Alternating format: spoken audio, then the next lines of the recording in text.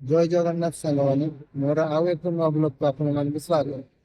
ଆଉ ମୁଁ ଏବେ ଯାଉଛି ବାରିପଦାକୁ।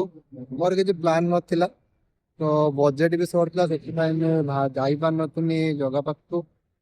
ଆଉ ପ୍ରଭୁଙ୍କ ନୀଳା ଦେଖ, ମୋ ପାଖରେ ପଇସା ନାହିଁ ତଥାପି ମୁଁ ଯାଉଛି। କେମିତି ନା, ମୋ ସାଙ୍ଗ ଗୋଟେ ମତେ ସକାଳୁ ଫୋନ୍ ମାରିଲା ଆଉ କହିଲା ଯେ ଟିକେ ବାରିପଦା ଯିବା, ତାର କ'ଣ କାମ ଅଛି ପର୍ସନାଲ।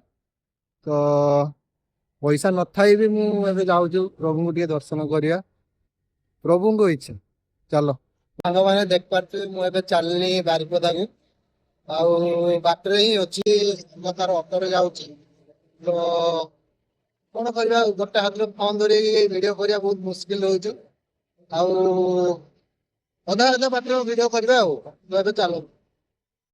ତ ବାରିପଦାକୁ ଯିବା ବାଟରେ ଏବେ ବର୍ଷା ପକେଇବା ଷ୍ଟାର୍ଟ ହେଇଗଲାଣି, ତ ଦେଖିପାରୁଥିବେ, ସେଥିପାଇଁ ମୁଁ ରେନକୋଟ ଏବେ ପିନ୍ଧି ପକେଇଲିଣି। ଆଉ ବାରିପଦାକୁ ଯେଉଁମାନେ ବି ଆସୁଛନ୍ତି, ଏବେ ମେଘ ପାଗ ହେଉଛୁ, ତ ଆପଣମାନେ ରେନକୋଟ ସାଥିରେ ନେଇକି ଆସନ୍ତୁ। ତ ରେନକୋଟ ପିନ୍ଧା ସେଫ୍ଟି ହେଇଗଲା, ଏବେ ଆମେ ଚାଲିଲେ ପୁଣି। ତ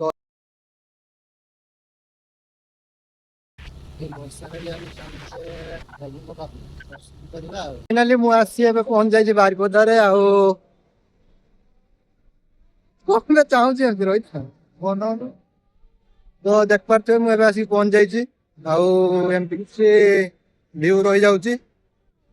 ତ ସବୁଆଡେ ଏବେ ରାସ୍ତାରେ ଦୋକାନ ପତ୍ର ସବୁ ବସି ସାରିଛନ୍ତି। ରଥ ଆମର ସେଠି ରହିଥିବାରୁ ଏପଟେ ସବୁ ରାସ୍ତା ଚାରି ପାଖରେ ଦୋକାନ ଏବେ ବସି ଯାଇଛନ୍ତି। ପୁଣି ରଥ ଯେବେ ଟଣା ହବ ବାହୁଡାରେ, ସେତେବେଳେ ପୁଣି ଦୋକାନ ପତ୍ର ଏଠୁ ଉଠିବେ।